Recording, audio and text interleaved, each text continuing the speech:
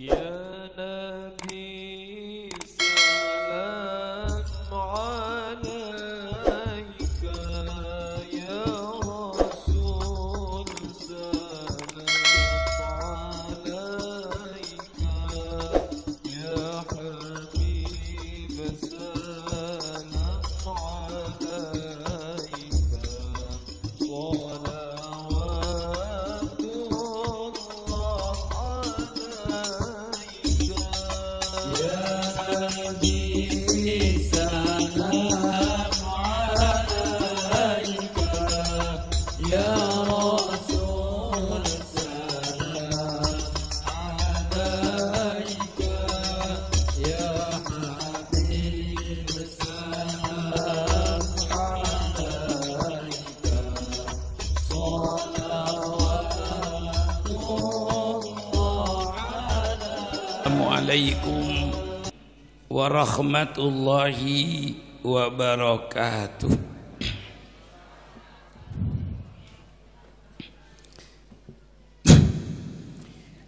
Bismillahirrahmanirrahim. Alhamdulillahi rabbil alamin. Wassalatu wassalamu ala asrafil anbiya'i wal mursalin, Sayyidina wa habibina wa syafi'ina wa maulana Muhammad wa ala alihi wa ashabihi ajma'in. Subhanaka la ilma lana illa ma 'allamtana innaka antal alimul hakim. La haula wa la quwwata illa billahil aliyil azim. Amma ba'du.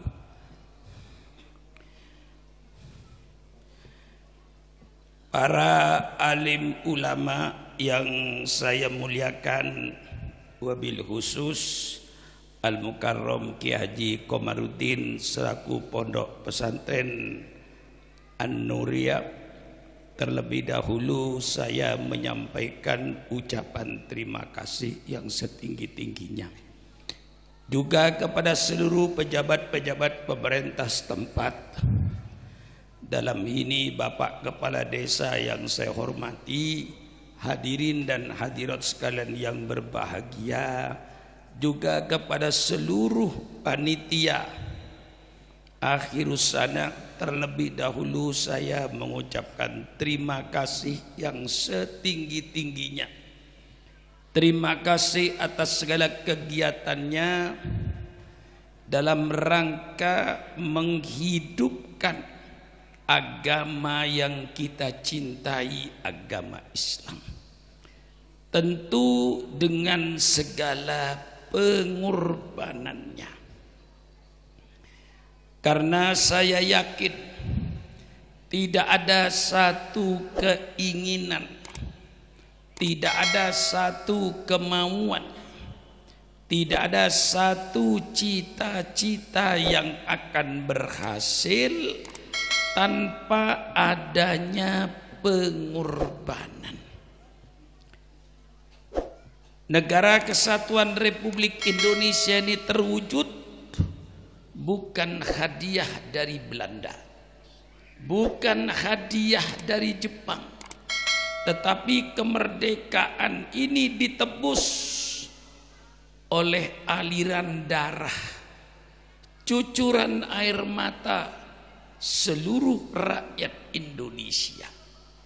Berapa wanita yang jadi janda, berapa anak yang jadi yatim, berapa jiwa yang jadi korban untuk menegakkan negara Kesatuan Republik Indonesia yang kita cintai ini. Alhamdulillah,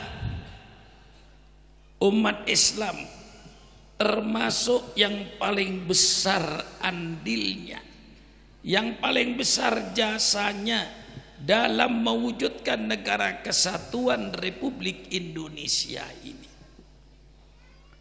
Kalau ingin tahu berapa besarnya jasanya, andilnya umat Islam terhadap Negara Kesatuan Republik Indonesia, persilakan pemerintah adakan sensus kuburan. Tetapi yang saya maksud sensus kuburan, bukan kuburan umum. Taman Pahlawan itu disensus. Karena saya yakin setiap kota kabupaten di Indonesia mesti ada taman pahlawannya. Di Temanggung ada taman pahlawan, di Wonosobo ada taman pahlawan, di Magelang ada taman pahlawan, di Semarang, di Pekalongan, di Tegal, semuanya ada taman pahlawan. Tolong pemerintah sensus kuburan taman pahlawan. Kemudian tanya nama siapa, agama apa, nama siapa, agama apa, nama siapa, agama apa. Saya yakin yang terlentang di kuburan Taman Pahlawan itu barangkali 95% darahnya umat Islam. Umat Islam yang paling besar jasanya. Apalagi ketika menjelang kemerdekaan. Ketika menjelang kemerdekaan, umat Islam besar jasanya dalam membentuk Negara Kesatuan Republik Indonesia. Ketika dibentuk Badan Penyelidikan Usaha Kemerdekaan, sebanyak 60 orang, 25% dari umat Islam. Timbul pertarungan tawar-menawar. Negara ini mau negara berdasarkan kebangsaan atau berdasarkan Islam. Itu toleransinya umat Islam. Mestinya begitu negara merdeka gak usah ditanya. Begitu merdeka langsung negara Islam. Sebab apa? 90% beragama Islam. Tapi waktu itu masih terjadi tawar-menawar. Kebangsaan apa? Islam. Kemudian tidak berhasil, panitia itu dibentuk lagi panitia kecil. Terdiri dari 9 orang. Di antara Bapak Haji Agus Salim, termasuk Kiai Wahid Hasim dan lain-lainnya. Timbul lagi musyawarah pertarungan Islam apa kebangsaan. Akhirnya disepakati negara Indonesia berdasarkan ketuhanan dengan kewajiban bagi umat Islam untuk menjalankan syariatnya. Ini aslinya Pancasila. Indonesia berdasarkan ketuhanan dengan kewajiban bagi umat Islam untuk menjalankan syariatnya. Tapi apa yang terjadi? Setelah tanggal 16 Agustus terjadilah perubahan mendadak. Katanya ada kolonel Jepang yang menghadap Bung Hatta, ada sekelompok bangsa Indonesia yang tidak akan ikut merdeka kalau kata-kata berkewajiban bagi umat Islam untuk menjalankan syariatnya dicantumkan. Timbul lagi perdebatan. Akhirnya sepakatlah Indonesia berdasarkan ketuhanan yang Maha Esa. Di sini menunjukkan toleransinya umat Islam demi kesatuan negara kesatuan, demi terwujudnya Negara Kesatuan Republik Indonesia supaya tidak pecah. Maka umat Islam, tokoh Islam menerima Pancasila. Kalau seandainya waktu itu umat Islam tidak mau menerima Pancasila, maka Indonesia akan pecah. Ada Indonesia, Republik Indonesia bagian timur, mungkin ada Republik Indonesia bagian Barat. Tapi karena para ulama memperhitungkan daripada bangsa ini nanti pecah demi terwujudnya negara kesatuan Republik Indonesia, maka para ulama menerima Pancasila. Sehingga ketika Bapak Alamsyah almarhum menjadi Menteri Agama, dia katakan bahwa Pancasila adalah hadiah terbesar dari umat Islam untuk bangsa Indonesia. Itu jelas, saudara. Jadi yang membentuk negara kesatuan ini adalah umat Islam. Tapi anehnya sekarang ini sering dituduh kayaknya umat Islam tidak cinta NKRI, kayaknya umat Islam intoleransi, tidak toleransi. Ini suatu keajaiban dan satu keanehan. Ini karena orang-orang tidak mengerti sejarah, bahwa yang membentuk negara kesatuan Republik Indonesia dan yang menerima Pancasila itu adalah umat Islam. Inilah toleransinya. Mestinya umat Islam tidak usah menerima Pancasila, langsung saja negara Islam. Kami 90% bangsa yang beragama Islam, mengapa harus repot-repot negara Islam? Tetapi karena umat Islam lapang dada. Nah, ini sejarah saya ungkapkan, karena banser-banser begini nggak ngerti sejarah ini. Yakin nggak ngerti kalau tidak saya ceritakan bahwa umat Islamlah yang mencintai negara kesatuan sehingga menerima Pancasila sebagai dasar negara demi kesatuan dan persatuan bangsa Indonesia. Akhir-akhir ini kadang-kadang dia katakan seolah kayak umat Islam yang membuat retak Bhinneka Tunggal Ika ini. Padahal yang membuat retak Bhinneka Tunggal Ika ini bukan umat Islam, Ahok.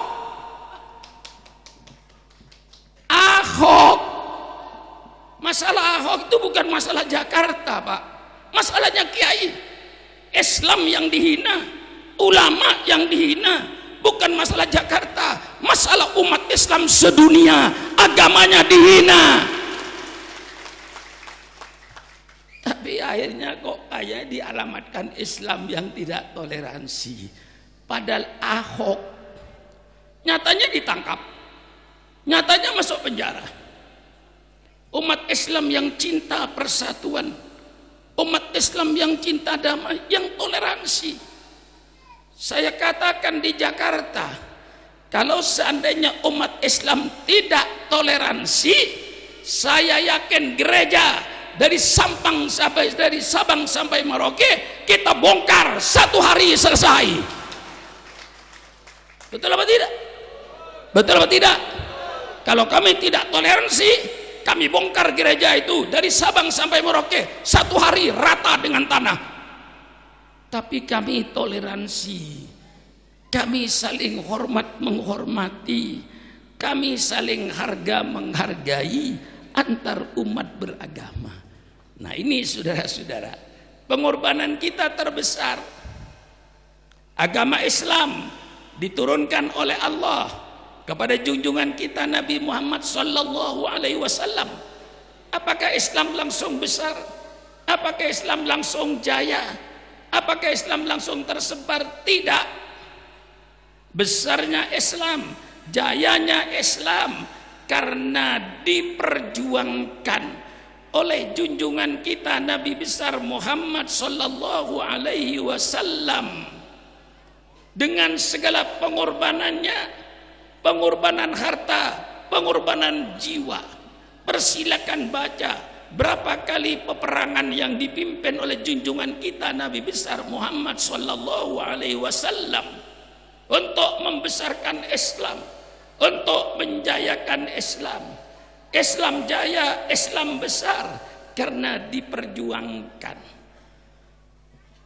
umat Islam di Dieng, jangan kau mimpi Islam itu akan jaya.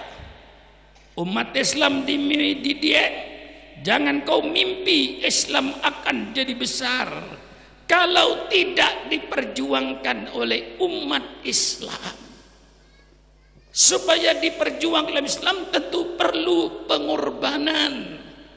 Alhamdulillah kita hidup di negara Republik Indonesia, negara yang damai, bukan negara perang. Cukup bapak-bapak dengan berkorban harta, tidak perlu berkorban jiwa kalau Islam ingin jaya. Bu, matanya melotot dipanggil nggak nyaut, medeni sampean. Maaf Bu ya, di tempat saya Bu, kalau matanya melotot dipanggil nggak nyaut, itu namanya ikan asin. Tahu ikan asin nggak Bu? Tahu ikan asin nggak? Matanya dipanggil nggak nyaut. Ibu matanya dipanggil nyaut setelah saya teriak Bu. Waktu dipanggil pelan-pelan tidak nyaut. Bu, baru nyaut. Bu, cintakah ibu kepada Islam? Kok nggak jawab? Cintakah ibu kepada Islam? Alhamdulillah. Bapak-bapak, cintakah bapak kepada Islam? Alhamdulillah. Saya pinjem kata-kata anak muda. Apa kata anak muda? Cinta itu sama dengan pengorbanan. Tidak berani berkorban, jangan coba-coba main cinta. Cinta tanpa pengorbanan, cinta palsu, omong kosong. Bapak cinta enggak kepada Islam? Cinta enggak kepada Islam? Tanya berapa persen harta kekayaannya yang Bapak sumbangkan untuk Islam. Ibu cinta enggak kepada Islam? Berapa persen harta kekayaannya yang telah ibu korbankan untuk Islam? Berapa persen pikirannya untuk Islam? Berapa persen tenaganya untuk Islam? Apa yang telah kau korbankan untuk Islam? Kalau kau berkata cinta kepada Islam, ternyata tidak pernah berkorban untuk Islam, itu namanya cinta palsu, omong. Sisihkan hartanya Bu, yang diberikan oleh Allah itu untuk Islam. Jumatan pergi ke masjid bawa duit. Bawa duit enggak kalau Jumatan? Berapa? Ngaku 2000. Subhanallah. Kalau Bapak maaf, kalau Bapak di tromol masjid masukkan duit 2000, itu penghinaan terhadap agamanya, menghina Islam. Masa surga 2000 dikasihkan anaknya saja nggak mau. Anak sekarang kasih 2000, yakin nggak mau? Betul? Paling 5000, 10000 mau masuk sekolah. Masa surga 2000? Jangan kau sudah merasa beramal 2000 itu, apalagi kalau rezekinya lancar, itu berarti menghina agamanya sendiri. Pergi ke kebun binatang saja bisa 10.000, betul? Ke kebun binatang 10.000, yang dilihat mukanya monyet, betul Bu? Pergi ke masjid, subhanallah, usolli sunnatan tahiyatal masjid. Setelah itu nawaitul i'tikaf fi hadal masjid sunnatan lillahi ta'ala. Wirid dikir, sampai nunggu sholat Jumat. Sholat Jumat, sholat qobliyatul Jum'ah, setelah duduk dan tertib mendengarkan nasihat khotib-khotib yang berkhutbah. Setelah itu sholat Jumat, selesai sholat Jumat, sholat lagi ba'diyatul Jum'ah. Setelah itu keluar dari masjid, masjidnya pakai listrik, betul apa tidak? Pakai air, perlu biaya 2.000. Itu penghinaan, Bu, terhadap agamanya sih, tidak menghargai agamanya. Jadi saya mau membangkitkan supaya Islam itu jaya, Islam hebat dengan pengorbanan umat Islam. Masuk masjid, bantu masjid, majelis taklim dibantu. Datang majelis taklim bawa duit, datang majelis zikir bawa duit, kepada madrasah pesantren bawa duit. Insyaallah Islam jaya dengan pengorbanan umat Islam. Umat Islam di Dieng tinggal pilih mau berkorban atau mau jadi korban. Hah? Mana yang dipilih? Mau berkorban atau mau jadi korban? Hah? Mau berkorban atau mau jadi korban? Saya cuman menghimbau umat Islam Dieng, berkorbanlah kau kalau tidak ingin jadi korban. Kalau sudah jadi korban tidak perlu berkorban. Sudah jadi korban mau apa? Ini yang selalu saya bangkitkan. Tidak akan jaya Islam ini tanpa pengorbanan umat Islam. Maka berpikir cinta sama Islam, berapa persen kekayaan saya yang sudah saya berikan untuk Islam. Wabtaghi fi ma atakallahu daral akhirah wala tansa nasibaka minad dunya wa aksin kama aksanallahu ilaik. Carilah oleh kalian surga. Pertanyaannya, dengan apa ya Allah kami mencari surga? Allah tunjukkan, carilah oleh engkau surga dengan apa yang Allah berikan kepadamu. Masya Allah, ini Quran. Wabtaghi fima atakallahu darul akhirah. Carilah oleh engkau surga dengan apa yang Allah berikan kepadamu. Setiap orang bertanya apa yang Allah berikan kepada kita. Ada yang diberi oleh Allah ilmu. Carilah surga dengan ilmumu. Pergunakanlah ilmumu untuk memerangi kebodohan ke pelosok-pelosok supaya tidak bodoh. Mereka beriman kepada Allah, sujud kepada Allah, tahu yang halal, tahu yang haram, mana yang diperintahkan oleh Allah, mana yang dilarang oleh Allah. Perangi kebodohan, perangi kemiskinan. Ada yang diberi oleh Allah kenikmatan harta. Saya sepanjang jalan kalau di Jakarta saya melihat gedung-gedung yang menjulang. Saya masuk ke Dieng, ya Allah, alhamdulillah. Melihat pohon-pohon, kebun-kebun yang menghijau. Tanah-tanah yang subur, Allah turunkan hujan dari langit.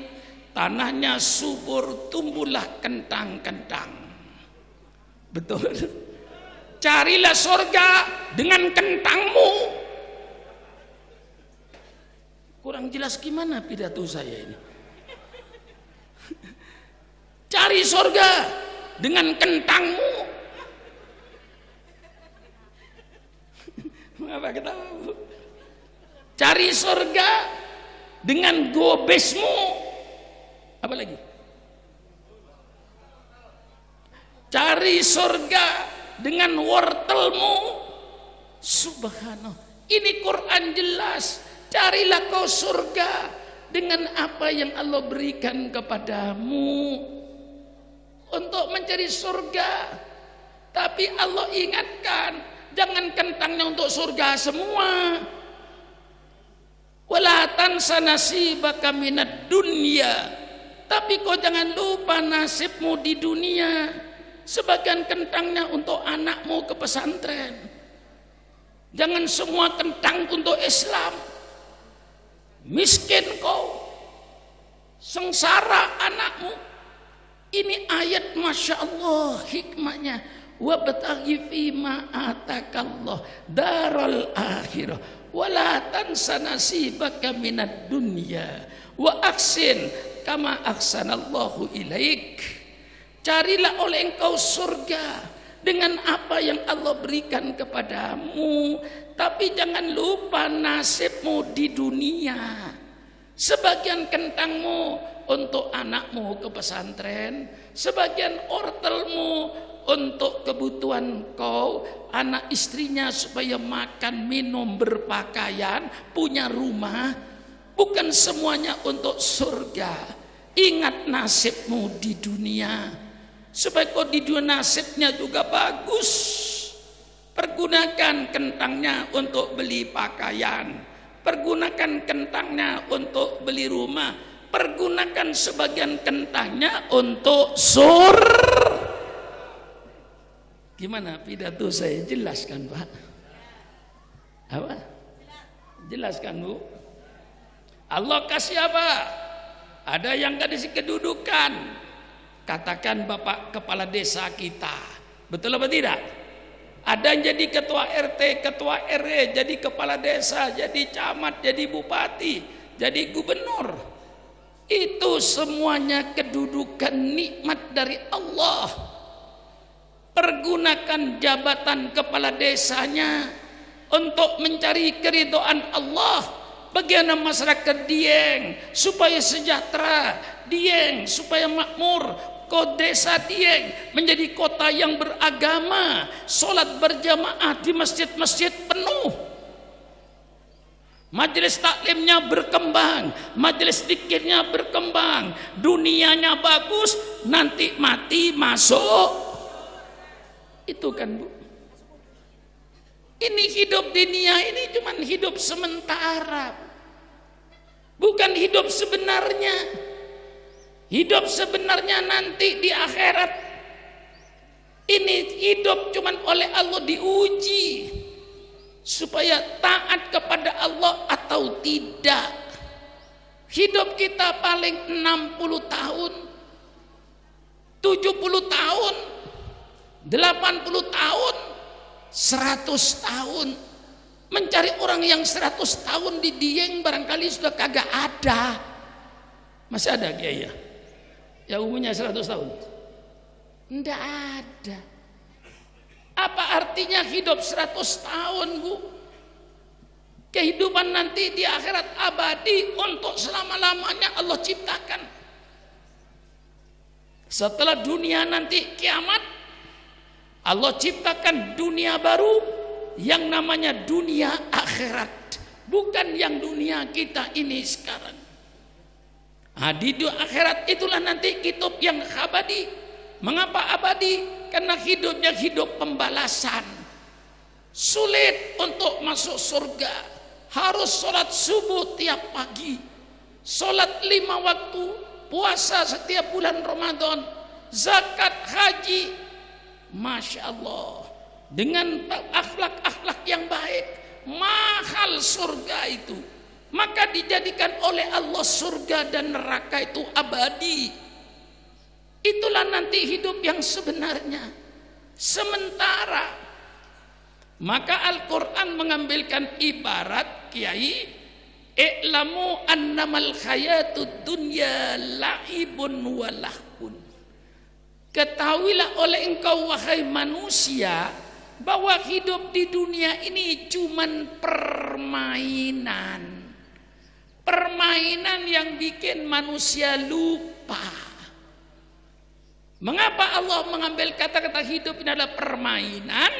Karena permainan itu tidak ada yang lama Bu, permainan tidak ada yang lama Bu. Tidak ada orang yang bermain terus-menerus selama-lamanya. Pasti nanti berhenti bermain. Bermain itu ada waktunya. Hidup di dunia ini cuma permainan yang membuat manusia lupa. Allah bikin lapangan permainannya yang begitu luas, Masya Allah. Persilakan kau bermain di bidang pertanian, sehingga kau memiliki kebun kentang sekian puluh hektar. Persilakan kau main di bidang perekonomian, perdagangan, perindustrian, sehingga kau memiliki perhotelan sepanjang kota. Kau memiliki pabrik-pabrik di mana-mana. Persilakan kau main di bidang bisnis perdagangan. Persilakan kau main di bidang pertanian. Persilakan kau main di bidang politik, sehingga kau menjadi bupati, menjadi gubernur, menjadi presiden, menjadi menteri. Persilakan. Persilakan kau bermain di bidang ilmiah, kau jadi profesor, doktor, dan seterusnya. Persilakan. Tapi ingat, itu cuman permainan sementara. Kau mempunyai kebun kentang 10 hektar, kaya. Begitu malaikat Israel datang mencabut nyawanya, hai petani kaya, permainanmu sudah selesai. Sampai disinilah permainanmu. Sekarang kau kembalilah kepada Allah.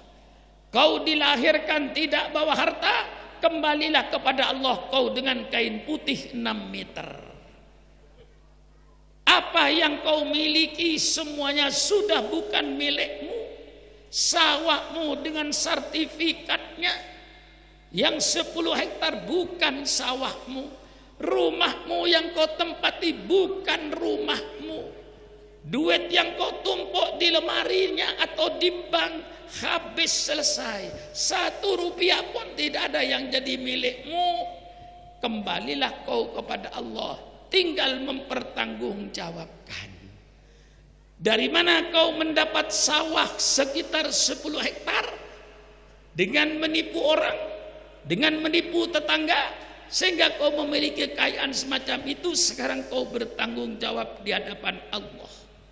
Setelah kau kaya, memiliki kebun kentangnya 10 hektar yang menghasilkan berton-ton, sekian-sekian, kau mempunyai duit sekian juta. Sekarang kemana kau pergunakan kekayaanmu? Dari mana kau mendapatkan kekayaan? Dan kemana kekayaan itu kau salurkan? Sekarang kau bertanggung jawab di hadapan Allah. Permainan selesai. Betul? Betul? Orang yang bermain di bidang bisnis, punya pabrik-pabrik di mana-mana, mempunyai perhotelan di mana-mana. Begitu malaikat Israel datang, hai pedagang kaya, hai pengusaha kaya, permainanmu sudah selesai. Cabut nyawanya. Hotel yang ada, pabrik-pabrik yang dimiliki, lepas sudah, bukan kepunyaannya lagi. Padahal dia mencari kekayaan, memeras keringatnya, tidak tahu panas, tidak tahu hujan, kadang-kadang tidak tahu halal, tidak tahu haram, yang penting mendapatkan kekayaan. Nah, sekarang permainanmu selesai. Tinggal kain putih 6 bungkus yang membungkus tubuhmu. Sekarang kau bertanggung jawab kepada Allah. Dari mana kau mendapatkan kekayaan itu? Dari mana tanah yang kau bikin pabrik? Pernahkah kau menggusur tanah rakyat miskin? Yang kau gusur, mereka nangis dengan anak-anaknya karena tanahnya digusur. Pernahkah kau berbuat semacam itu? Sekarang kau bertanggung jawab di hadapan Allah. Kemana kekayaanmu kau salurkan? Masya Allah. Baru sedih, Pak. Kekayaan yang bertumpuk-tumpuk tidak dimiliki lagi. Rumahnya dengan lampu kristalnya yang beli dari Itali sudah tidak ada gunanya lagi. Betul, Bu? Betul, Bu? Apa yang betul? Yang tadi gitu loh, Bu. Bu? Betul, Bu? Apa yang betul? Yang tadi apa? Nah, ya tadi dengarkan. Nah, inilah sudah semuanya. Yang main politik, jadi bupati, jadi gubernur, jadi presiden, persilakan. Nanti kalau malaikat Israel sudah datang, hai gubernur, permainanmu sudah selesai. Hai presiden, permainanmu sudah selesai. Ketika kau main politik untuk mencapai kedudukanmu, apakah pernah kau memfitnah orang lain? Apakah kau pernah menjatuhkan orang lain? Apa kau pernah menghina orang lain? Apa kau pernah janji kepada rakyatnya? Setelah kau jadi pejabat pemerintah, janjimu janji kosong. Sekarang kau bertanggung jawab di hadapan Allah. Permainanmu sudah selesai. Kalau ingat begini, Bu, nggak mau lagi berbuat dosa. Betul apa tidak, Bu? Betul apa tidak, Bu? Nggak mau berbuat dosa. Kalau sudah ingat sakaratil maut, maka ketika Ibrahim bin Adam ditanya oleh muridnya, di mana rumah tuan guru? Ibrahim bin Adam nunjuk kuburan. Ditanya lagi rumahnya, ditunjuk kuburan. Sampai 3 kali ditanya, Ibrahim bin Adam menjawab kuburan. Akhirnya muridnya bertanya, tidak tuan guru, yang saya tanya tempat tinggal sekarang ini tuan guru di mana? Oh, rumah saya. Rumah saya itu menjadi milik saya selama napas saya masih mundar-mandir di hidung saya. Sadar, Bu? Sadar, Bu? Nanti kalau pulang ke rumahnya yang bagus itu, ingat saat syukran makmun. Berhenti dulu depan rumahnya yang kayak istana itu. Hai rumahku yang bagus, kata Pak Kiai, engkau rumah saya selama napas saya mundar-mandir di hidung saya. Nanti kalau napasnya sudah berhenti, bukan rumahmu. Sertifikatnya tidak dibawa, surat izin bangunan tidak dibawa. Sudah bukan hakmu lagi, habis sudah hakmu. Apa artinya punya rumah kayak istana? Begitu sakaratul maut selesai. Lah ini saya ingatkan semua, bukan untuk supaya saudara lalu semuanya untuk akhirat, tidak. Wala tansa nasibaka minad dunya wa aksin kama aksanallahu ilaik. Ini yang harus kita jaga. Allah itu seimbang, sebagian saja yang untuk agamamu. Orang yang main di bidang amar ma'ruf nahi mungkar, termasuk syukran makmun. Syukran makmun sedang dalam permainan, Bu. Saya ngaji dengan bapak-bapak dan ibu-ibu. Ini dalam rangka permainan. Nanti kalau 100 tahun lagi malaikat Israel datang kepada syukran makmun. Kok ketawa? Iya, 100 tahun lagi. Amin gitu loh, Bu. Ini rupanya kalau kiai panjang umur kurang senang rupanya di belakang. Kalau nanti 100 tahun lagi malaikat Israel datang ke syukran makmun, amin. Itu namanya doa panjang umur, Bu. Ya mudah-mudahan dipanjangkan umur dalam taat kepada Allah. Kalau material Israel sudah datang syukran makmun, permainanmu sudah selesai. Idza jaa ajaluhum la yastakhiruna sa'atan wa la yastaqdimun. Permainanmu syukran makmun sudah selesai. Yang cium tanganmu sudah nggak ada. Pidato berhenti. Sudah selesai. Sekarang kau tinggal bertanggung jawab di hadapan Allah. Selama engkau amar ma'ruf nahi mungkar, sesuai apa tidak pidatomu dengan Al-Quran, sesuai enggak pidatomu dengan sunnah nabimu, sekarang kau bertanggung jawab. Apakah pidato menurut pesan sponsor? Betul atau tidak? Apa kau jadi kiai cuman jadi kiai wani piro? Betul?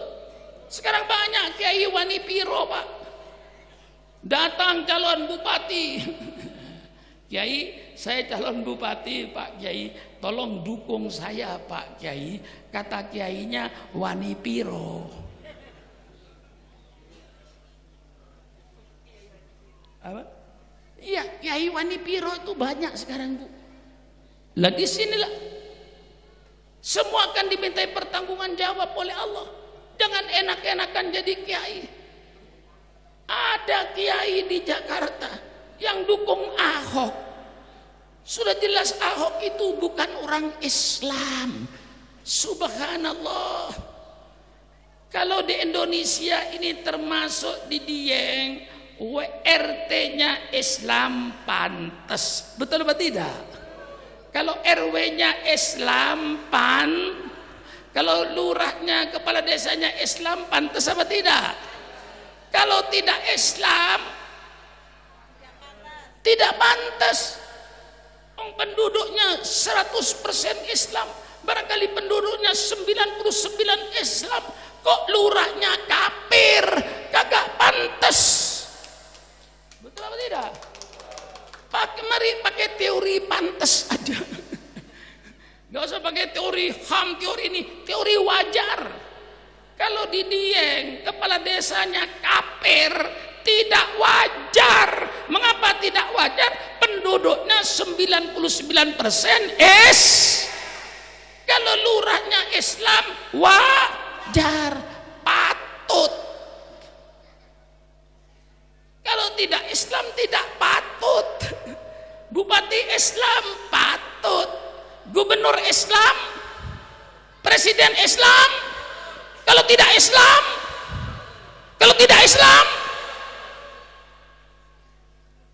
mari pakai patut aja. Gak usah pakai undang-undang macam-macam, pakai patut aja Pak Kepala Desa. Cari yang patut. Kalau patut itu bagus, betul nggak Pak? Kalau tidak patut, bagus nggak tidak patut? Hah? Jadi yang patut saja. Lah inilah saudara-saudara, mari kita serunya untuk Islam harus berani berkorban.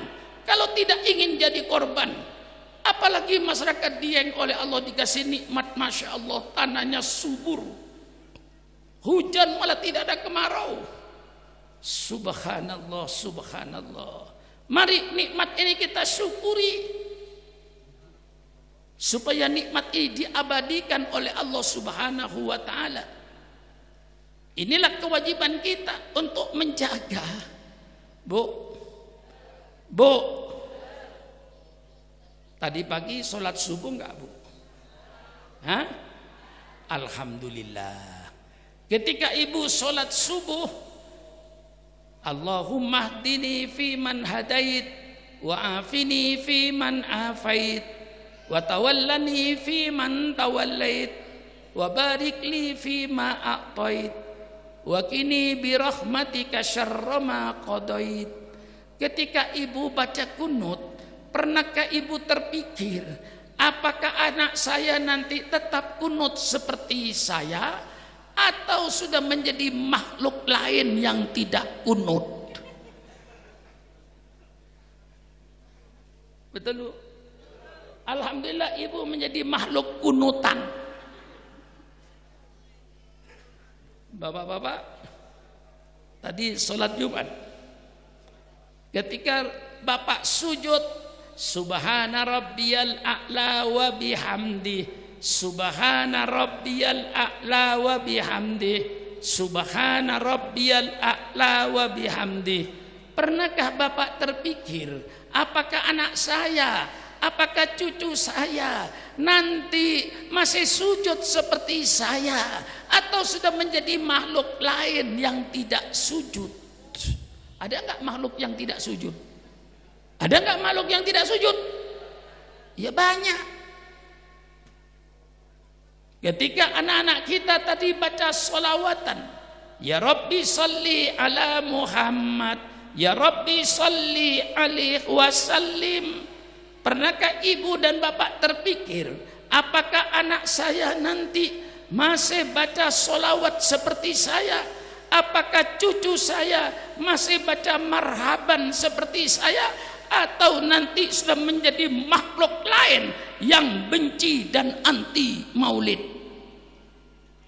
Ini yang harus dipikirkan. Am kuntum syuhada'a idh hadara Ya'qub al-maut idh qala li banihi ma ta'buduna min ba'di qalu na'budu ilahaka wa ilaha abaika Ibrahim wa Ismail wa Ishaq ilaha wahida wa nahnu lahu muslimun. Tidakkah kalian menjadi saksi ketika Nabi Yakub mau sakaratil maut, beliau kumpulkan putra-putranya sekelilingnya. Beliau rasanya berat untuk menghembuskan napasnya yang terakhir. Apa yang diberati oleh Nabi Yakub? Apakah Nabi Yakub berat takut anaknya tidak punya rumah? Tidak. Apakah Nabi Yakub berat takut anaknya tidak makan? Tidak. Apakah Nabi Yakub berat takut anaknya tidak punya pekerjaan? Tidak. Yang ditakuti Nabi Yakub, kira-kira anak saya nanti menyembah apa setelah saya meninggal dunia? Dikumpulkan anak-anaknya, kemudian Nabi Yakub bertanya, wahai anak-anakku, apakah yang akan kalian sembah nanti setelah saya meninggal dunia? Anaknya Nabi Yakub serempak kompak, Bu, menjawab, wahai ayahku, saya tetap akan menyembah Tuhan ayahku, Tuhannya bapak-bapak kami, Nabi Ibrahim, Nabi Ismail, Nabi Ishak, ilaha wahida, Allah yang Maha Esa. Baru Nabi Yakub sakaratil maut, Bu. Itu yang harus dipikirkan. Dengan perubahan-perubahan teknologi, dengan kemajuan zaman sekarang ini, apakah anak kita nanti masih seperti kita? Ini yang harus dipikirkan oleh bapak dan ibu. Supaya anaknya seperti kita. Alhamdulillah ada pondok pesantren An-Nur. Mari anak-anak kita selamatkan daripada kerusakan moral, kerusakan akhlak yang terjadi di sekolah-sekolah umum di kota-kota besar, di mana pergaulan laki-laki dan pemuda dianggap biasa, perzinaan dianggap biasa. Ini sekarang yang terjadi di kota-kota besar, Bu. Na'udzubillah, na'udzubillah, na'udzubillah. Oleh sebab itu selamatkan anak kita. Kemana menyelamatkan? Ke pondok pesantren. Diajak di pondok pesantren untuk dididik secara agama, mengerti halal dan haram. Pertumbuhan zaman yang seperti ini, Bu, akan merubah kadang-kadang berpikirnya manusia, Bu. Hal yang semacam ini sudah dikemukakan oleh Rasulullah 1400 tahun yang lalu. Barangkali sering saya pidatokan di dieng ini. Inna mimma akhafu alaikum ba'di ma yuftau alaikum min zahratid dunya wa zinatiha. Sesungguhnya di antara yang saya takuti, kata Rasulullah, terhadap umatku nanti setelah saya meninggal dunia, apa yang ditakuti Rasulullah? Kalau nanti Allah sudah membukakan ilmu pengetahuan, ma yuftahu alaikum, sesuatu yang akan dibukakan oleh Allah atas kalian, Apa itu? Min zahratid dunya wa zinatiha, dari keindahan dunia dan perhiasan dunia. Nanti dunia ini Bu akan jadi indah kata Rasulullah. Nanti dunianya akan menjadi cantik kata Rasulullah 1400 tahun yang lalu. Setelah Allah membukakan ilmu pengetahuan dan teknologi. Apa yang disabdakan Rasulullah 1400 tahun yang lalu, inilah yang dirasakan Syukron Makmun dan umat Islam sekarang. Dieng sekarang bukan Dieng 50 tahun yang lalu. Ya, dulu tahun 80-an saya lewat di Dieng, lewat di Temanggung masih gelap Bu. Melihat Gunung Sumbing masih gelap Bu. Sekarang Masya Allah, melihat Gunung Sumbing, dilihat dari jalan raya noleh ke kiri, kalau di Temanggung lihat ke Gunung Sumbing, Masya Allah, Gunung Sumbing kayaknya dikasih kalung berlian, melilit di lerengnya lampu-lampu neon. Betul atau tidak Bu? Dulu gelap Bu. Dulu tempat Dian buang anak sekarang jadi kota. Subhanallah. Semua peralatan sudah berubah Bu. Dulu saya ketika di pesantren, kalau mau nimba air pakai timba Bu. Timbanya itu pakai bambu panjang Bu. Di ujungnya dikasih batu supaya ngangkatnya ringan. Ada timba semacam itu? Sudah nggak ada kan? Dulu ada nggak? Dulu ada nggak? Ada. Cara ngambil air. Itu yang muda-muda ansor-ansor kagak tahu itu. Ansor yang muda-muda taunya tembok dipencet, temboknya keluar air. Tembok-tembok keluar air sekarang. Kadang-kadang berderet sampai 10 keran. Masya Allah, Masya Allah. Dulu barangkali orang Dieng kalau mau nonton bioskop turun ke Wonosobo, baru dapat lihat bioskop. Betul? Betul? Sekarang Masya Allah, tiap rumah ada bioskopnya. Bukan tiap rumah, tiap kamar ada bioskopnya. Bapaknya punya bioskop sendiri, anaknya punya bioskop sendiri. Mengapa? Takut berantem remote. Bapaknya senang warta berita, siaran agama, anaknya senang film sinetron. Dibikin bioskop sendiri-sendiri. Masya Allah. Dulu barangkali kalau kita walaupun tidak banyak butuh es, mungkin ada yang dagang es, ngambil es ke Wonosobo. Sekarang di rumah masing-masing ada pabrik esnya semua. Betul? Betul? Masya Allah. Siapa? Ibu tidak mimpi Bu dulu. Kalau yang tua-tua tidak mimpi bahwa di rumah itu bisa ada bioskop. Yang tua-tua tidak mimpi dulu kalau tiap rumah kan ada pabrik es, bikin es lilin sendiri. Tidak mimpi itu Bu, terlalu jauh. Tapi ternyata sekarang Masya Allah. Nah, kejadian ini akan merubah berpikirnya umatku kata Rasulullah. Yang dikhawatirkan Rasulullah bukan soal kulkasnya, bukan soal televisinya, bukan soal mobil Toyotanya, dengan mobil-mobil yang begitu indah. Setiap tahun keluar mobil baru yang merangsang kita untuk serakah dan tamak ganti mobil. Ini yang ditakuti Rasulullah. Akan merubah berpikirnya umat. Yang dulu umat berpikir selalu tolok ukur hidup agama. Semua kehidupan itu diatur oleh agama. Cari duit pakai hukum agama, cari mantu pakai hukum agama, cari pemimpin pakai hukum agama. Sekarang itu berubah semuanya Pak.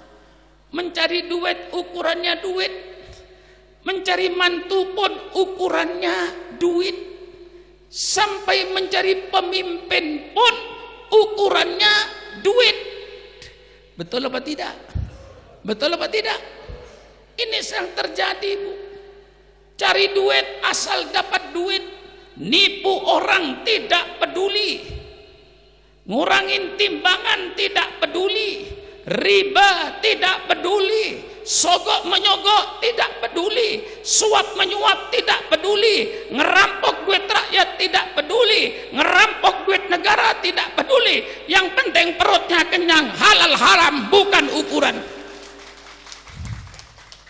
Ini sekarang yang terjadi, Pak. Jadi yang ditakuti Rasulullah sekarang sudah terjadi semua. Ini yang ditakuti Rasulullah, Bu.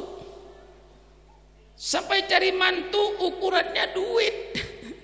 Bu, Bu, Bu, panci ada kupingnya nggak, Bu? Berapa? Penggorengan ada kupingnya nggak, Bu? Berapa? Ibu ada kupingnya nggak? Berapa? Sama. Sama, Bu. Sama. Enggak sama, Pak Kiai. Kalau kuping panci, Pak Kiai, untuk pegangan. Kuping penggorengan untuk pegangan. Kalau kuping saya, Pak Kiai, untuk mendengarkan nasihat. Kalau kupingnya tidak dipergunakan untuk mendengarkan nasihat, berarti sama dengan kuping. Hah? Bu, sampai cari mantu, Bu, kadang-kadang ukurannya duit. Kalau tamunya yang datang pakai sepeda ontel, tahu sepeda ontel? Hah? Kalau tamunya yang datang pakai sepeda ontel, kemudian sepedanya diparkir miring di pagar karena nggak ada tongkatnya.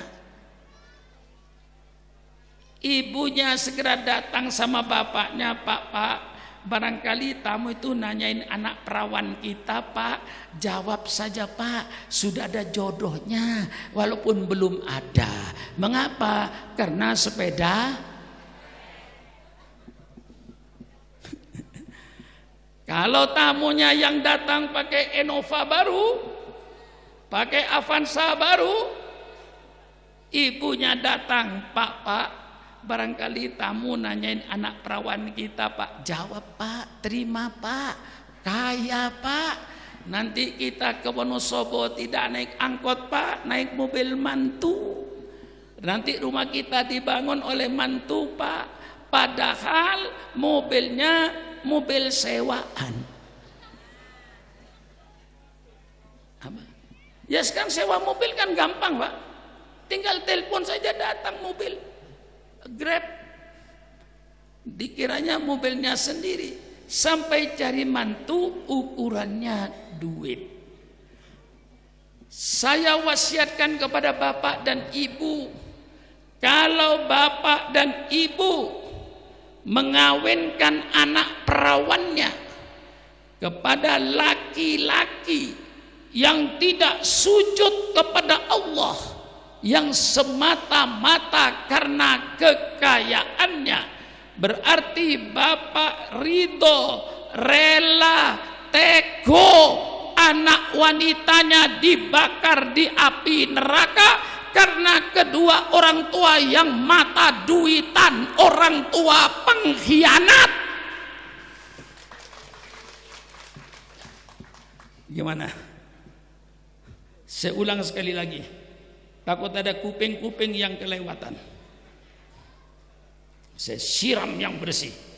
Kalau bapak dan ibu mengawinkan anak perawannya dengan laki-laki yang tidak sujud kepada Allah, yang semata-mata karena kekayaannya, berarti bapak dan ibu ridho, rela, tego anak perawannya dibakar di api neraka karena kedua orang tua yang mata duitan, orang tua pengkhianat. Betul, Bu? Apa terlalu kasar, Bu? Ya, Bu. Apa terlalu kasar, Pak? Kalau bapak bilang, Pak Sukron Makmun kasar, terima kasih, Pak, saya tidak marah. Kalau ibu bilang Pak Sukron Makmun kasar, terima kasih Bu, saya tidak marah. Memang Sukron Makmun makhluk kasar, bukan makhluk halus. Ibu makhluk apa? Hah? Yang merasa makhluk halus, balik ke kuburan sana. Barangkali jen-jen Gunung Sundoro ikut ngaji. Bapak makhluk kasar, ibu makhluk kasar. Sukron Makmun supaya paham, kasar-kasaran. Betul apa tidak? Ya, ini sekarang terjadi, Pak. Sampai milih pemimpin, Pak. Mestinya memilih pemimpin itu pemimpin yang sidik, yang jujur, amanah, yang terpercaya. Pemimpin yang tidak berkhianat, mencari pemimpin yang transparan, tabligh, selalu menyampaikan kebenaran, bukan menyampaikan kebohongan. Cari pemimpin yang cerdas supaya bisa menyelesaikan kesulitan rakyatnya. Tapi sekarang itu hilang semuanya, Pak. Milih pemimpin dasarnya duit. Saya keliling ke kampung-kampung pemilihan umum, milih yang mana, Pak? Rata-rata jawabannya sama, pokoknya Pak, yang ngasih duit saya pilih, yang tidak ngasih duit tidak saya pilih. Kira-kira di sini sama nggak kira-kira?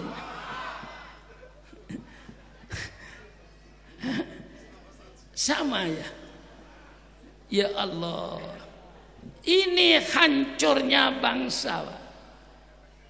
Kalau saudara memilih pemimpin yang dasarnya bagi-bagi duit, ingin jadi bupati misalnya di Wonosobo, ingin jadi bupati di Tegal, ingin jadi bupati di Tangerang. Kalau di Tangerang itu mau jadi bupati tidak kurang di 30 M biayanya, 30 M untuk jadi bupati. Setelah jadi bupati tentu pikirannya ingin mengembalikan modal. Betul apa tidak? Untuk mengembalikan modal dari mana 30 M itu? Gaji bupati paling tinggi 20 juta. Jadi bupati misalnya 5 tahun, duitnya dikumpulkan baru 1 miliar.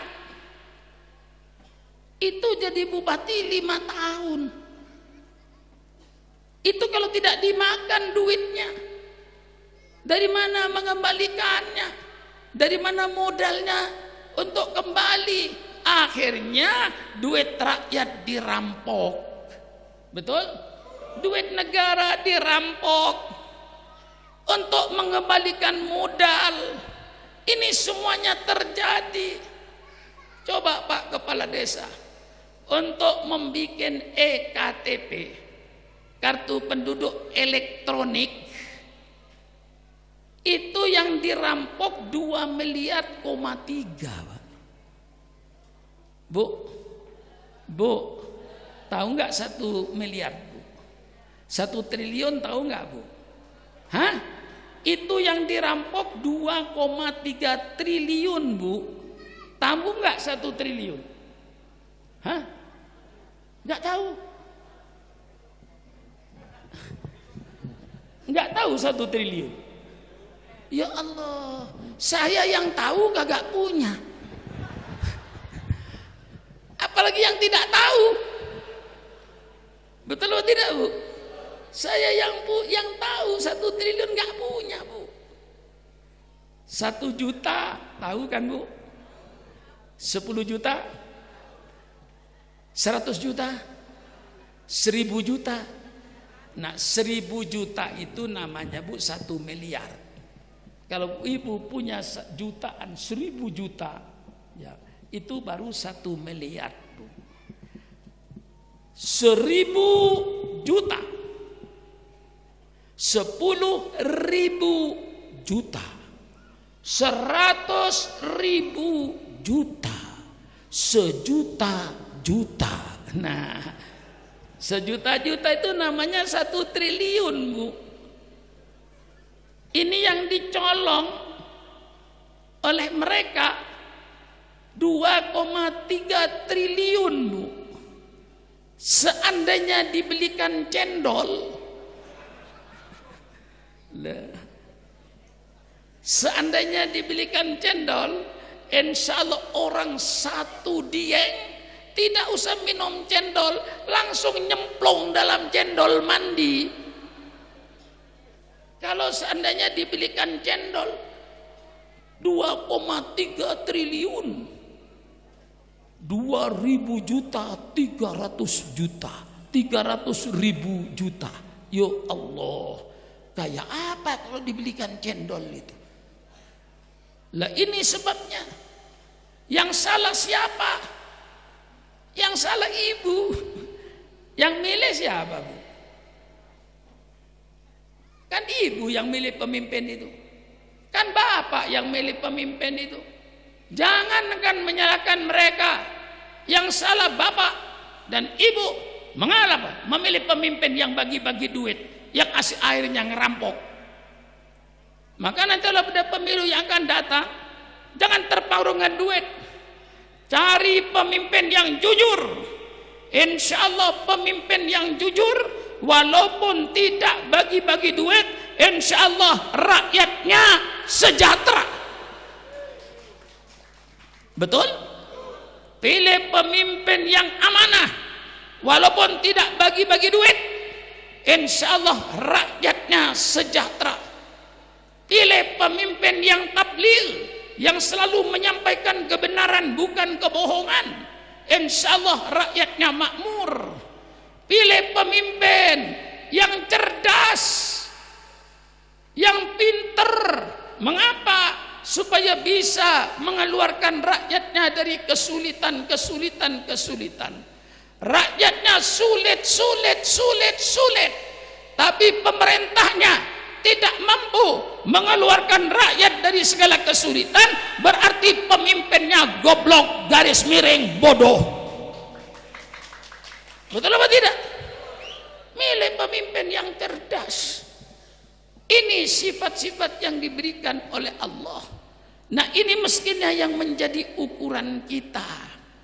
Nah, tapi karena sudah terpengaruh dengan kehidupan ini, maka terjadilah perubahan-perubahan berpikir. Sudah tidak berpikir agama, nilai-nilai agama disingkirkan. Inilah yang terjadi sekarang ini. Masya Allah, dahsyat perubahan ini, Bu. Maka Rasulullah berkata, sesungguhnya di antara yang saya takuti setelah saya meninggal dunia, kalau Allah sudah membukakan ilmu pengetahuan dan teknologi, nanti dunia akan jadi cantik, dunia akan jadi indah. Ini semuanya yang telah dipesan Rasulullah 1400 tahun yang lalu, sekarang terjadi semuanya, Bu. Maka kita pikirkan generasi kita yang akan datang, supaya ahli sunnah wal jamaah tetap berkembang terus, terjaga sampai hari kiamat.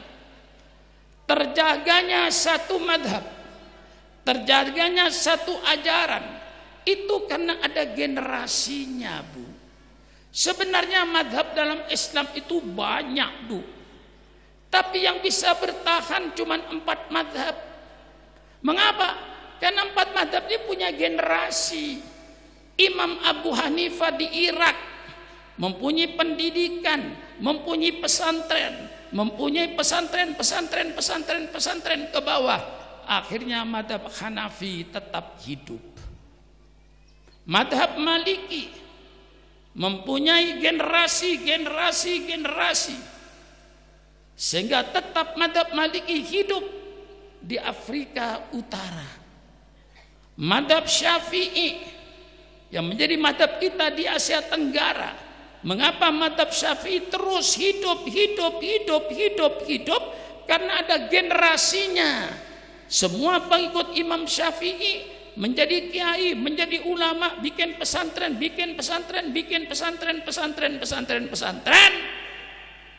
Akhirnya madhab Syafi'i tetap hidup abadi sampai sekarang. Oleh sebab itu, supaya madhab Syafi'i ahli sunnah wal jamaah ini tetap berkembang, apalagi sekarang ini Bu, masuk bermacam-macam ajaran yang berbeda dengan ajaran kita. Kalau anak-anak kita tidak dididik dengan madhab ahli sunnah wal jamaah yang mantap, mungkin jadi ada makhluk lain, akan terjadi makhluk lain yang tidak seperti makhluk kita ini. Lah ini yang harus dijaga. Bermacam-macam paham sekarang masuk. Ada paham yang menamakan dirinya Salafi, itu kebanyakan mereka dari golongan Wahabi, yang mereka hanya mau mengerjakan apa yang dikerjakan pada zaman Nabi, tapi dia tidak mau mengerjakan yang lain, dianggap bid'ah. Mereka tidak mau maulid dianggap bid'ah, tidak mau tahlilan kalau orang mati dianggap bid'ah. Mereka tidak menyadari bahwa dalam Islam itu ada bermacam-macam perintah, Bu. Ada perintah Allah yang terikat dengan tempat dan waktu. Itu perintah haji, Bu. Waktunya tanggal 9 Dzulhijjah. Tempatnya di tanah haram. Tidak boleh di tempat lain dan tidak boleh di waktu yang lain. Misalnya di Dieng, ada orang kaya lalu beli tanah 100.000 hektar. Masjidil Haram dibangun persis 100%. Masjidil Haram dipindah ke Banjarnegara, dibikin Ka'bah persis Ka'bah yang di Mekah, batunya hitam, ukurannya dibikin sama, dibungkus juga dengan kiswah, dengan benang emas. Dibikin juga makom Ibrahimnya, dibikin Arafahnya, dibikin Minanya, dibikin Musdalifahnya persis 100% kayak yang ada di tanah suci Mekah. Apakah boleh orang Dieng haji ke Banjarnegara? Sudah dibikin persis 100%, Ka'bahnya persis, tidak boleh. Sebab apa? Allah tentukan tempatnya di tanah haram, waktunya 9 Dzulhijjah. Ada perintah Allah yang terikat dengan tempat, waktu, bebas. Umroh, kapan umroh? Kapan saja. Tapi tempatnya harus di tanah haram. Ada perintah Allah yang terikat dengan waktu saja, tempat bebas, sholat 5 waktu. Sholat 5 waktu, sholatnya di mana? Di mana saja. Sholat di tengah sawah sah, sholat di pinggir jalan sah, sholat di atas gunung sah, sholat di rumah sah, sholat di masjid afdol. Tapi tempat bebas, waktu yang harus tepat. Ada perintah Allah yang ini barangkali saudara-saudara saya yang berpaham Wahabi itu kurang paham. Ada perintah Allah tidak pakai tempat, tidak pakai waktu. Bebas baca Quran. Kapan baca Quran? Kapan saja. Di mana baca Quran? Di mana saja. Bebas. Dzikir, Allah perintahkan dzikir di mana? Dzikir di mana saja. Kapan dzikir? Kapan saja. Allah perintahkan baca sholawat kepada Nabi. Kapan baca sholawat? Kapan saja. Di mana baca sholawat? Di mana saja. Nah begitu. Nah, orang-orang NU, muslimat NU bikin kumpul malam Jumat. Apa di rumah, apa di musola, apa di masjid. Bikin yasinan bersama. Istiqomah setiap malam Jumat. Yang pasti zaman Rasulullah tidak ada yasinan setiap malam Jumat. Apakah wanita-wanita muslimat yang yasinan setiap malam Jumat istiqomah masuk neraka? Insya Allah otaknya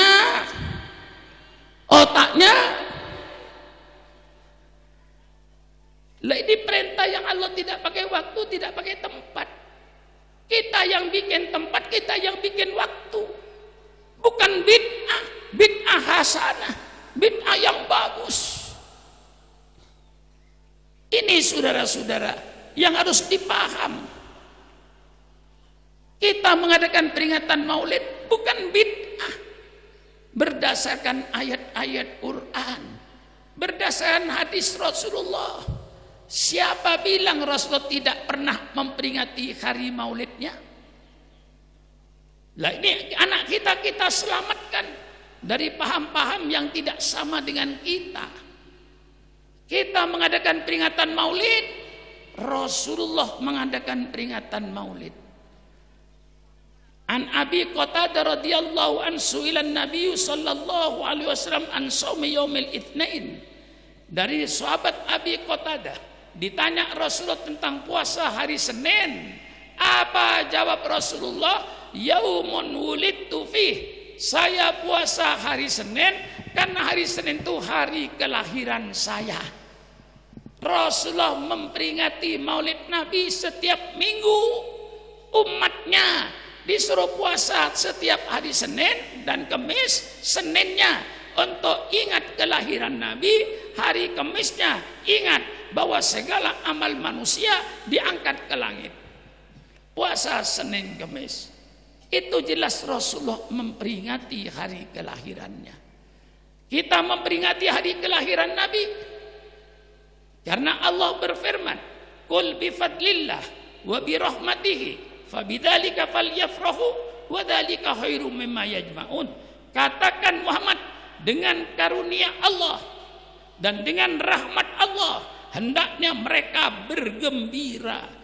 Kegembiraan mereka terhadap karunia Allah, terhadap rahmat Allah, itu lebih bagus daripada harta kekayaan yang mereka kumpulkan. Tidak ada karunia Allah yang lebih besar daripada lahirnya Nabi Muhammad. Tidak ada rahmat Allah yang lebih besar daripada lahirnya Nabi Muhammad. Lahirnya Nabi Muhammad merupakan karunia Allah terbesar, merupakan rahmat Allah terbesar. Maka kita bergembira. Bergembira kita kumpulkan umat Islam. Kumpulnya umat Islam saja sudah perintah Rasulullah. Kumpulnya umat Islam kayak sore ini termasuk perintah Rasulullah untuk bersilaturahmi. Bu, inginkah ibu diluaskan rezekinya? Yang tidak jawab mudah-mudahan melarat. Yang tadi batal. Saya ulang sekali lagi. Kalau saya ulang tidak menjawab, ya Allah, yang tidak menjawab mudah-mudahan sengsara. Bu, inginkah ibu diluaskan rezekinya? Nah, kelihatan kalau takut melarat. Bapak-bapak, inginkah bapak-bapak dipanjangkan umurnya? Yang tidak menjawab mudah-mudahan cepat mati. Yang tadi batal. Saya ulang sekali lagi. Kalau diulang masih tidak mau menjawab, ya Allah, yang tidak menjawab cabut aja umurnya. Inginkah bapak-bapak dipanjangkan umurnya? Kelihatan kalau takut mati. Rasulullah sallallahu alaihi wasallam bersabda, "Man ahabba ayyubsatalahu fi rizqihi wa ayyun salahu fi atharihi falyasil rahimahu." Barang siapa yang ingin diluaskan rezekinya, barang siapa yang ingin dipanjangkan umurnya, Di antaranya perintah Rasulullah, jalankan silaturahmi. Mudah-mudahan dengan silaturahmi sore hari ini, dengan imtihanan, mudah-mudahan Allah meluaskan rezeki kita. Mudah-mudahan dengan silaturahmi sore hari ini, mudah-mudahan Allah memanjangkan umur kita dalam taat kepada Allah. Ngotot saya, Pak. Siapa yang nyuruh? Nggak ada, ngotot sendiri saya. Karena agama. Kalau sudah karena agama, Pak. Ya, Bu. Kalau ibu ditanya siapa penceramah yang paling tua di negara Republik Indonesia, ibu jawab Sukron Makmun. Pasti benar, Bu. Nggak ada yang lebih tua dari saya ini. Di Jakarta ini saya termasuk makhluk yang tua. Karena tua, ya iya termasuk makhluk langka, Bu, yang perlu dipelihara. Betul, Bu. Kalau ditanya siapa penceramah paling tua di negara Republik Indonesia ini, jawab Sukron Makmun. Pasti benar, Bu. Cuman kelihatannya gimana? Tua apa muda, Bu? Kelihatannya tua apa muda? Jangan macam-macam jawabannya itu. Yang bilang tua itu yang benar. Terima kasih. Yang bilang muda itu jelas naksir saya orang ini. Itu namanya perempuan mata keranjang atau katarak barangkali ya. Coba operasi dulu matanya. Masa dikatakan muda? Saya juga merasa tua. Karena tuanya saya ini, Pak Lurah, Pak Kepala Desa, oleh para ulama sejabotabek dan para habaib sejabotabek, saya dipaksa untuk menjadi ketua umum Forum Ulama dan Habaib sejabotabek. Walaupun saya bukan Habib, lemah Habib. Saya bukan Habib, tapi ketuanya Habib ini. Di Jabotabek. Saya bukan ulama yang alim kayak mereka, tapi saya bagaimanapun ketuanya. Ketuanya orang alim, ketuanya Habaib se-Jabotabek. Karena apa? Karena tuanya. Karena mencari orang yang tua seperti saya ini susah. Masih muda, matamu minta dioperasi. Ya. Lah. Semaka saya ngotot kalau sudah agama. Sepanjang hidup saya ini tidak pernah saya demo, nggak pernah saya. Zaman Pak Harto saya tidak pernah demo turun langsung, nggak pernah. Paling saya kirim orang 3 bis, 5 bis berangkat demo sana. Tapi saya di rumah. Baru saya demo ini sepanjang hidup saya, cuman karena Ahok yang menistakan Al-Quran dan menistakan ulama. Ini bukan masalah umat Islam Jakarta, tapi menjadi masalah umat Islam sedunia. Betul? Merasa dihina, Quran dihina, bisa dijadikan alat untuk membohongi rakyat. Subhanallah, subhanallah. Baru Sukron Makmun demo. Jalan kaki lagi kiai.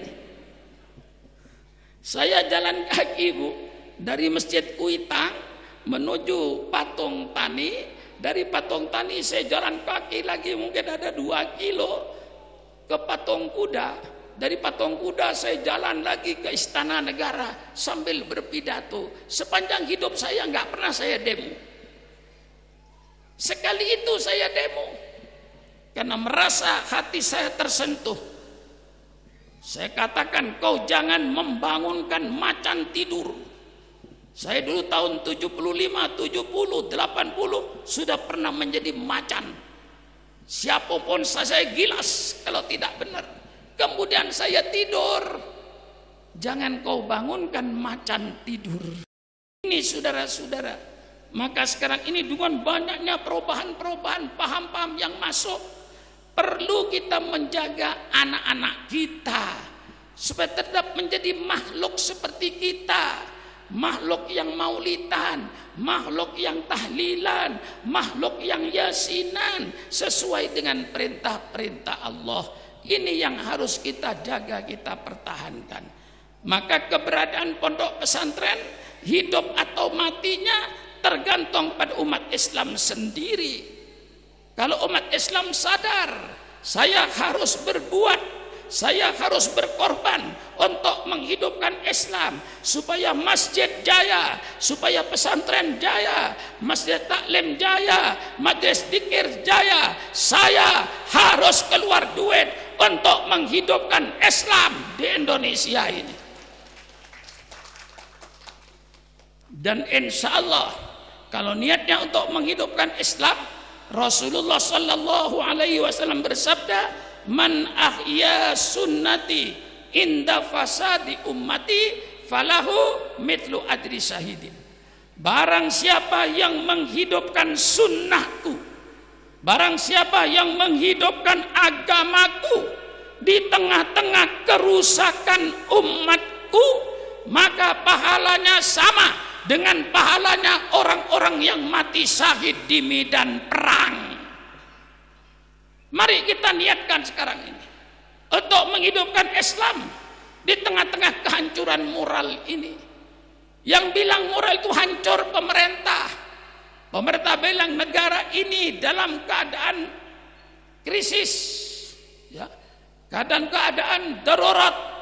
Darurat apa? Darurat narkoba, darurat pelecehan seksual, darurat kekerasan terhadap anak, darurat minuman keras. Berarti kita dalam keadaan hancur. Narkoba masuk ke kampung-kampung yang akan menghancurkan tubuh manusia, untuk menghancurkan generasi supaya bangsa ini hancur. Hancurkan generasi mudanya dengan narkoba, dengan minuman keras, supaya otaknya nanti tidak normal, negaranya akan hancur. Inilah program si Yahudi, hancurkan bangsa Indonesia. Anak mudanya masukkan narkoba, masukkan minuman keras untuk menghancurkan generasi muda. Kalau generasi mudanya hancur, negaranya akan hancur. Saatnya kita sekarang ini, umat Islam untuk tampil hidup. Mari kita Islamkan segala kehidupan kita. Rumah tangga kita Islamkan, masyarakat kita Islamkan, ekonomi kita Islamkan, politik kita Islamkan. Saatnya para kiai untuk mengislamkan politik, tapi jangan mempolitikkan Islam.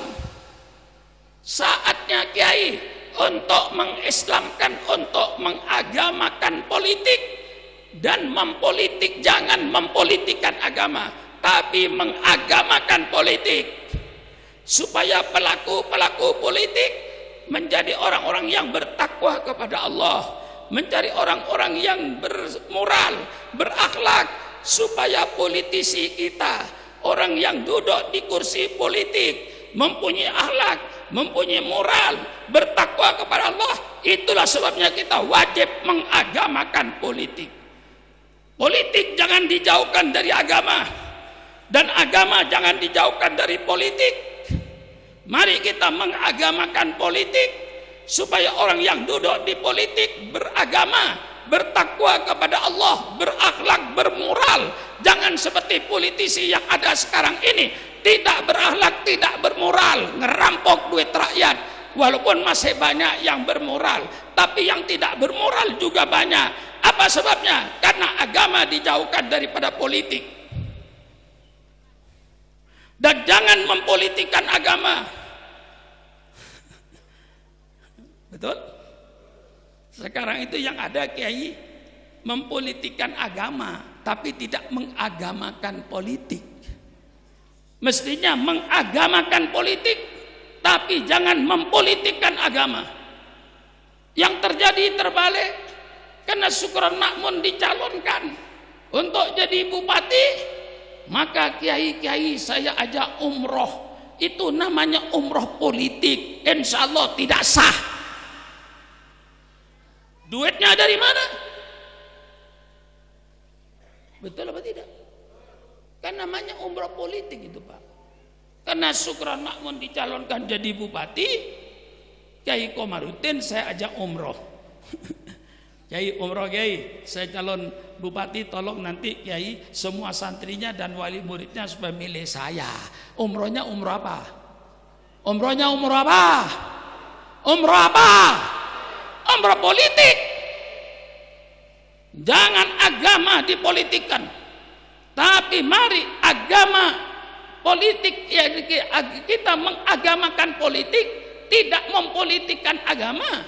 Ini yang benar saya sampaikan, supaya yang megang politik ini orang yang beriman kepada Allah, orang yang bertakwa kepada Allah, orang yang takut sama neraka, orang yang ingin surga. Kalau ini yang duduk menjadi politisi Indonesia, insya Allah negara sejahtera. Oleh sebab itu mari kita mengagamakan politik dan jangan mempolitikkan agama. Saya kira cukup sekian saja. Saya melihat jam sudah menunjukkan jam 4 Bu. Bu, sebenarnya saya Bu nunggu gelisahnya ibu-ibu. Supaya ibu di belakang itu gelisah Pak. Itu yang di ujung itu. Di ujung itu gelisah. Berdiri pulang, berdiri pulang, berdiri pulang itu. Bapak-bapak juga saya tunggu gelisahnya yang di pojok itu. Supaya berdiri pulang, berdiri pulang. Saya tunggu gelisahnya nggak ada yang gelisah Bu. Lama-lama saya sendiri yang gelisah. Dia namanya pidato hampir 2 jam, bagaimana nggak gelisah Pak? Hampir 2 jam ini saya pidato ini. Saya kira cukup sekian apa yang saya sampaikan. Mari kita selamatkan anak-anak kita Bu ya. Ku anfusakum wa akhlikum naro, jagalah dirimu dan keluarga-keluargamu dari api neraka. Mari kita Dieng jadikan desa yang religius, desa yang agamis. Kelihatan keagamisannya, sholat jamaahnya kelihatan di Dieng. Khususnya maghrib, isya, subuh. Mungkin kalau duhur asarnya agak sulit, tapi tolong maghrib, isya, subuhnya mari kita kembangkan, budayakan sholat berjamaah agar anak-anak kita nanti melihat bapaknya, bapak dan orang tuanya menjadi uswatun hasanah. Jadikan kalau maghrib di desa Dieng tidak ada macam-macam kecuali orang dikir di masjid sampai isya, di rumah-rumah baca Quran sampai isya. Betul Bu? Betul Bu? Begitulah dulu di desa saya di Madura. Kalau maghrib Masya Allah jamaahnya penuh di musola. Habis maghrib mereka pulang, kampung sepi, tidak ada orang lalu lalang. Semuanya baca roti haddad di rumah-rumah, baca Quran sampai isya. Oleh sebab itu keberkahan turun Bu. Nah kalau ingin keberkahan turun Pak Kepala Desa, jadikanlah kota desa Dieng itu kota desa yang agamis. Kalau sudah maghrib semuanya sholat berjamaah. Habis sholat berjamaah, ibu-ibu baca Quran, baca sholawat, baca surat Al-Waqiah sampai isya.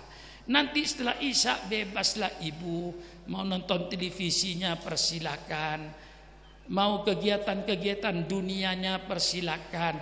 Tapi maghrib isya pergunakan untuk ibadat kepada Allah. Bu, dengar Bu. Bu, Bu, ibu merasa ngaji nggak sore ini? Hah? Bu, merasa ngaji nggak? Merasa, alhamdulillah.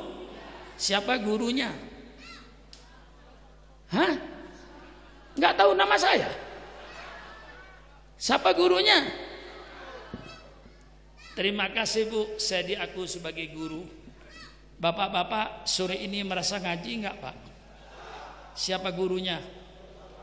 Terima kasih Pak, saya diaku sebagai guru. Terima kasih Bu, saya diaku sebagai guru. Sekarang dengarkan perintah guru. Siap? Siap? Tidak taat sama guru, jangan jadi mengaku murid saya. Saya perintahkan, perintah dari atasan. Loh, betul kan? Saya kan di atas. Ibu di mana? Bapak di mana? Itu masih di bawah kok. Saya perintahkan kepada seluruh masyarakat Dieng, khususnya yang ngaji pada Syukuran Makmun, mulai sore hari ini, setelah azan maghrib, semua televisi sedesa Dieng mati.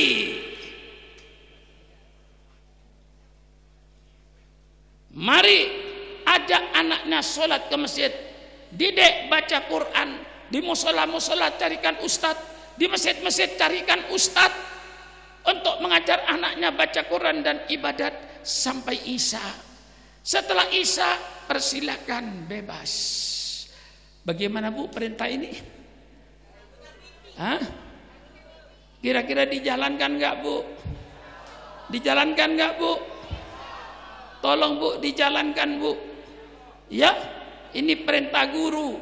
Mulai nanti sore, kalau sudah selesai adzan maghrib, matikan televisi. Semuanya Bapak Ibu sholat maghrib berjamaah, kalau perlu di musola yang terdekat, kayak sembahyang hari raya. Keluar dari masjid, anaknya dididik baca Quran sampai Isya. Begitu Isya, sholat Isya, persilakan ibu. Terserah kepada ibu. Cuman ini yang saya berikan, mudah-mudahan ditaati, sehingga pada waktu maghrib nanti Pak Lurah keliling. Betul kan? Pak RW-nya keliling, kontrol. Kalau ada yang tidak sholat, ingat Pak Sukron, sholat.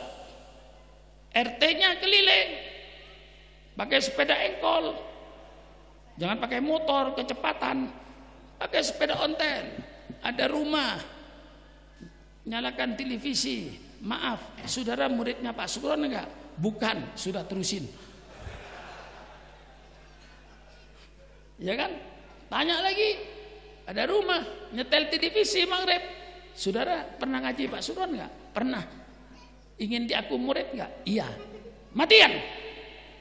Pak Sukron perintahkan, kalau sudah maghrib televisi mati sampai Isya.